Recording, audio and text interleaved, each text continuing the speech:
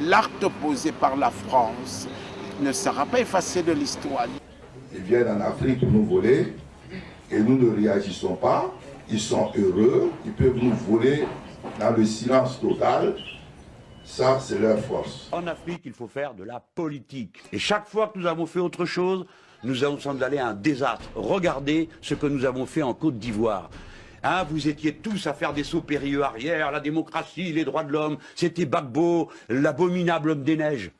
D'accord, il est là-bas maintenant, au tribunal international. Des centaines de gens sont en prison, qui ne sont ni jugés, qui ne donnent lieu à aucune espèce de travail judiciaire. Le fils de Gbagbo, qui a pour unique motif d'inculpation qu'il est le fils de Gbagbo. Cet homme n'a jamais eu aucune espèce d'activité politique, a été détenu pendant des mois et des mois dans une fosse, et personne ne l'a défendu parce qu'il s'appelait Gbagbo. Qu'avons-nous fait en Côte d'Ivoire? Qu'est-ce que nous avons rétabli? Qu'est-ce que nous avons fait de si beau que ça vaille la peine qu'on s'en vante aujourd'hui? Rien.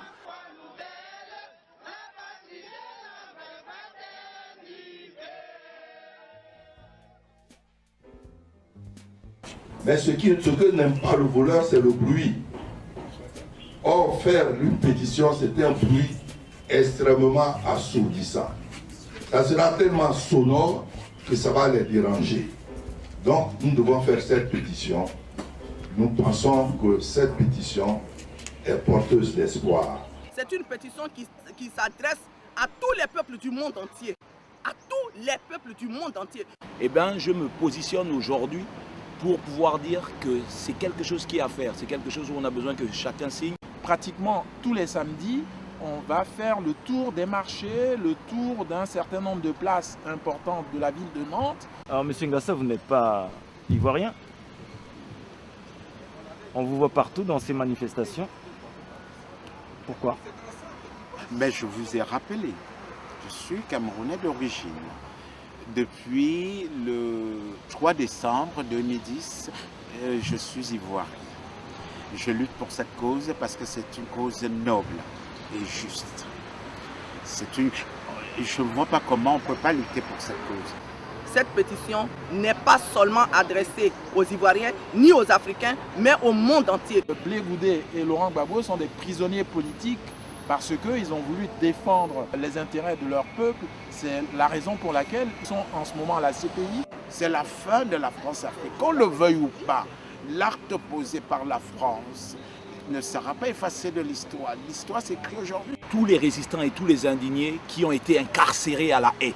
C'est cette tradition qu'il est question de briser. Laurent Gbagbo, avec ses amis et ses frères, ont mené le combat afin qu'il ait le dialogue en Côte d'Ivoire, afin qu'il ait la politique en Côte d'Ivoire, afin qu'il ait le multipartisme en Côte d'Ivoire.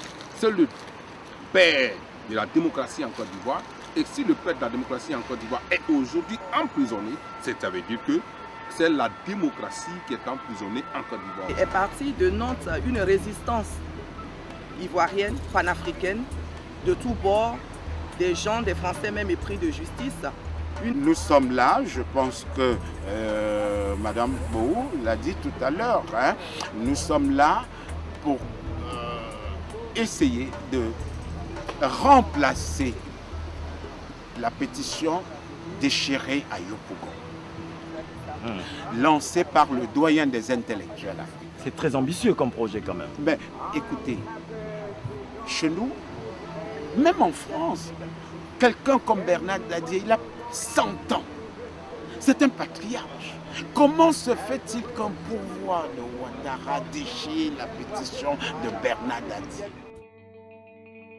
Le président Bernard Dadier n'a jamais fini de se battre et ne finira jamais de se battre. Si vous voulez, c'est l'un de ses derniers combats, mais ce n'est pas le dernier. Il va se battre jusqu'au bout et nous allons l'appuyer, nous allons le soutenir pour se battre jusqu'au bout. Les amis, je vous remercie.